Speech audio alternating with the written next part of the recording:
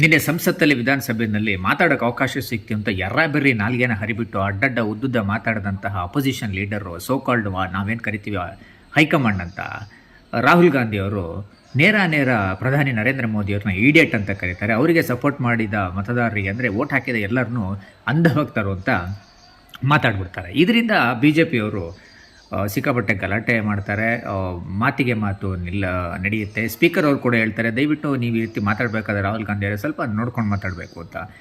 ಅಲ್ಲ, ನನಗೆ ಅರ್ಥ ಆಗ್ತಾ ಇಲ್ಲ, ಈ ರೀತಿ ಎಲ್ಲ ಲೂಸ್ ಟಾಕ್ ಮಾತಾಡಿ ಯಾವುದೋ ಬೇಡದೇ ಇರೋ ಪದಗಳನ್ನು ಉಪಯೋಗಿಸ್ಕೊಂಡು ಒಬ್ಬ ವ್ಯಕ್ತಿಗೆ ಗೌರವ ಕಡದೆ ಅವ್ರು ಏನೇ ಇರ್ಬೋದು, ಆದರೆ ಒಂದು ವ್ಯಕ್ತಿಗೆ ಸ್ವಂತ ಒಂದು ಗೌರವ ಅಂತ ಇದ್ದೇ ಇರುತ್ತೆ, ಅದನ್ನು ಮಿನಿಮಮ್ ಗೌರವ ಕೊಡಲೇಬೇಕು ಅನಿಸುತ್ತೆ.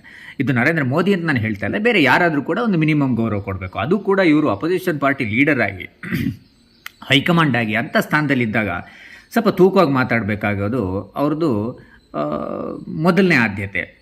ಈ ರೀತಿ ಇವರು ಪದೇ ಮಾತಾಡೋದ್ರಿಂದ ತಾನು ಪಪ್ಪು ಅನ್ನೋದನ್ನು ಅವಾಗವಾಗ ಸಾಬೀತುಪಡಿಸ್ತಾ ಇರ್ತಾರೆ. ನನಗೊಂದು ಆಶ್ಚರ್ಯ ಏನಂದರೆ, ಇಂಥ ಇನ್ಸಿಡೆಂಟ್ಸ್ಗಳು ಈ ರೀತಿಯಾಗಿ ಲೂಸ್ ಟಾಕನ್ನು ಬಹಳಷ್ಟು ಹಿಂದೆ ಮಾಡಿದ್ದಾರೆ.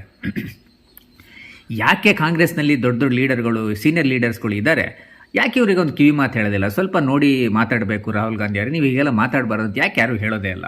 ಅಥವಾ ಇವ್ರು ಹೇಳಿದ್ರು ಕೇಳ್ತಾ ಇಲ್ಲೋ ನನಗಂತೂ ಅರ್ಥ ಆಗ್ತಿಲ್ಲ.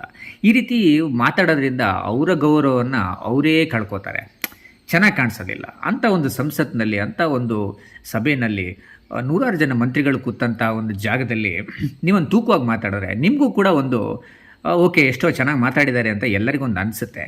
ನೀವು ಈ ರೀತಿಯೆಲ್ಲ ಮಾತಾಡಿ ಒಂದು ಕಾನ್ಫಿಡೆನ್ಸೇ ಇರಲ್ಲ. ಅಲ್ಲ, ನಿಮ್ಮಲ್ಲಿ ಒಂದು ಲೀಡರ್ಶಿಪ್ ಇದೇ ಕಾಣಿಸೋದಿಲ್ಲ. ಈ ರೀತಿ ಮಾತಾಡಿದ್ರೆ ಮುಂದೆ ನೀವು ಒಂದು ವೇಳೆ ಏನಾದರೂ ಸೆಂಟ್ರಲಲ್ಲಿ ಕಾಂಗ್ರೆಸ್ ಬಂದು ನೀವೇನಾದ್ರು PM ಆಗ್ತೀನಿ ಅಂತ ಅಂದರೆ ಏನಾಗುತ್ತೆ, ಯಾವ ರೀತಿ ಮಾತಾಡ್ಬೋದು ನೀವು, ಅದು ಹೆಂಗೆ ಪ್ರತಿನಿಧಿಸ್ತೀರಾ, ಅದು ಹೆಂಗೆ ದೇಶನ ನೀವು ರೆಪ್ರೆಸೆಂಟ್ ಮಾಡ್ತೀರಾ ಅನ್ನೋದೇ ನನಗೊಂದು ಆಶ್ಚರ್ಯ ಆಗಿದೆ.